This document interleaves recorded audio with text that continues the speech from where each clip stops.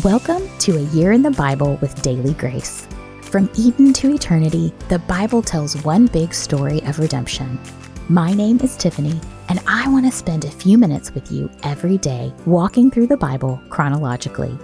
Together, we will explore God's sovereign plan as the events of Scripture unfold and point to Jesus. Hey, Year in the Bible family. Tiffany here. Welcome back to the podcast. I hope you enjoyed our reading today, as it was a little lighter and a little shorter. But it doesn't lack in teaching us important lessons about the Lord and the obedience He requires from His people. As we walk through the events of 2 Kings 14 and 2 Chronicles 25, we will see the importance of living for the Lord wholeheartedly and the consequence of split allegiance. The events of today's chapters in 2 Kings and 2 Chronicles are fairly identical, but we will focus on the Chronicles narrative as it gives us a few more details. Then, we'll jump back to 2 Kings to finish out the day. As we've walked through the years and reigns of the divided kingdoms of Israel and Judah, we've seen kings make alliances with one another, help each other in battles with their enemies, and coexist in relative peace. All that changes today with King Amaziah of Judah and King Jehoash of Israel. But before we talk about their war, let's get some background on King Amaziah of Judah. Amaziah took the throne in Judah after his father Joash died. Joash restored the temple and was overarchingly good, but he later abandoned the Lord and chose to worship false gods. Sadly, he passed this pattern to his son. In 2 Chronicles 25:2, we read that Amaziah did what was right in the Lord's sight, but not wholeheartedly. The first part of his reign, he relies on the Lord, but then chooses to rely on himself.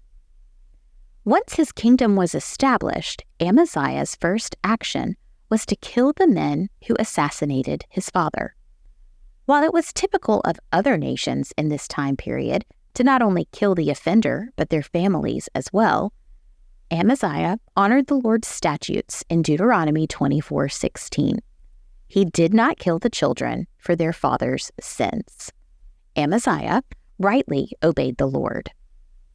Amaziah then assembled an army to attack the Edomites. Remember, this was the nation that descended from Esau and lived southeast of the Dead Sea. They were a continual thorn in Judah's side. Not only did Amaziah gather his troops from Judah, but he hired 100,000 mercenary soldiers from Israel to help him. But God appoints an unknown prophet to tell Amaziah that the Lord was not with Israel, and he would give Amaziah the victory without these mercenary soldiers. God had proven himself faithful to give his people the victory many times over, and Amaziah could trust him. And though he lost a great deal of money to these hired soldiers, the right response was obedience and trust. When Amaziah sets out to conquer Edom, God gives him the victory. But instead of worshiping the Lord and leading his soldiers and nation to, Amaziah gathers the gods of the Edomites and takes them home to worship them. The unnamed prophet comes to Amaziah once more and asks him why he worships the very gods that couldn't save the people he took them from. And though Amaziah doesn't want to listen and sends the prophet away, the prophet has the last word and tells Amaziah he will face punishment for his decisions. Remember back in verse 2, when we read that Amaziah didn't follow the Lord wholeheartedly? We now understand why the chronicler shared this. Amaziah knew better. The Lord had declared to his people in Deuteronomy 6:5 to love the Lord your God with all your heart, with all your soul, and with all your strength. He had told them in the commandments to have no other gods before him. And yet, Amaziah chose to worship dead, false gods instead of the living, active, and all-powerful Creator. But before we're too harsh on Amaziah, we have to examine our own hearts. How often do we worship the Lord with our mouths, but then worship the pleasures of this world with our actions? Do we worship the Lord only on Sunday and then live for ourselves the rest of the week? This describes a person who doesn't follow the Lord wholeheartedly either. In Luke 10:27, Jesus restates the Shema and shares that the greatest commandment is to love the Lord your God with all your heart, soul, mind, and strength. Our lives must be marked by devotion to the Lord alone. We choose obedience and lay aside sin and self to serve Christ with every aspect of our lives. Because Amaziah didn't serve the Lord wholeheartedly, he faces consequences for his sinful decisions. These consequences come through King Jehoash of Israel. After Amaziah sent the mercenary soldiers from Israel home, they responded in a rage and raided cities in Judah. They killed 3,000 people and took a great deal of plunder.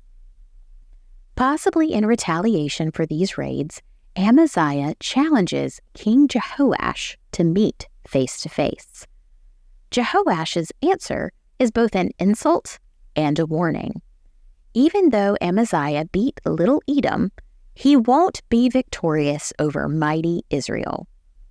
But Amaziah doesn't listen, and God uses Jehoash to capture King Amaziah.